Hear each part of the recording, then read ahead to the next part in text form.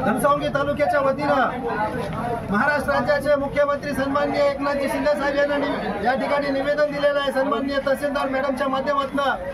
आणि महाराष्ट्रामध्ये कोल्हापूर जिल्ह्यामध्ये विशालगडच्या पायथ्याशी त्या ठिकाणी गजापूरमध्ये जो त्या ठिकाणी दुर्दैवी प्रकार त्या ठिकाणी घडलेला आहे त्याचा निषेध आम्ही सर्वात आधी या ठिकाणी मुस्लिम समाजाच्या वतीने करतो।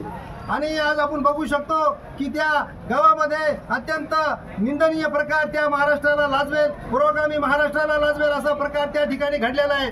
आज आमच्या मुस्लिम समाजावर त्या ठिकाणी खूप मोठा अन्याय त्या ठिकाणी झाला।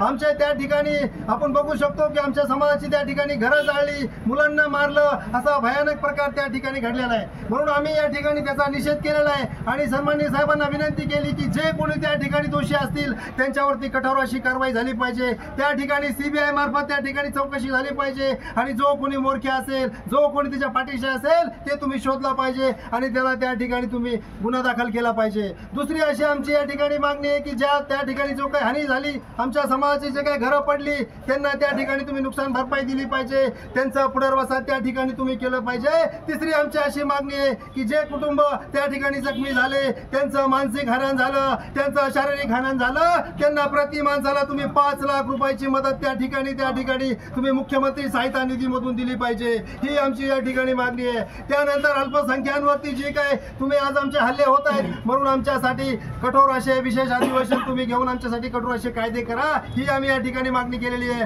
आणि दुसरी मागणी आमची अशी आहे की हे सर्व प्रकार होत असताना, हा सर्व नंगानाच होत असताना, हे सगळं जंगलराज चालत असताना तिथले पोलीस ही बघायची भूमिका घेत होते। मग तिथले PSI असतील, मग तिथले जिल्हा पोलीस अधीक्षक SP असेल, यांच्यावर कठोर अशी कारवाई झाली पाहिजे, यांना तात्काळ आपण निलंबित केलं पाहिजे, अशी आमची घनसावंगी तालुक्याच्या वतीनं सर्व मुस्लिम समाजाची मागणी आहे। म्हणून एवढंच आम्ही बोलतो की लवकरात लवकर जर या ठिकाणी गुन्हे दाखल नाही झाले, न्याय नाही भेटला तर आम्ही खूप मोठं आंदोलन घनसावंगी तालुक्याच्या वतीनं समाजाच्या वतीनं उभा करू।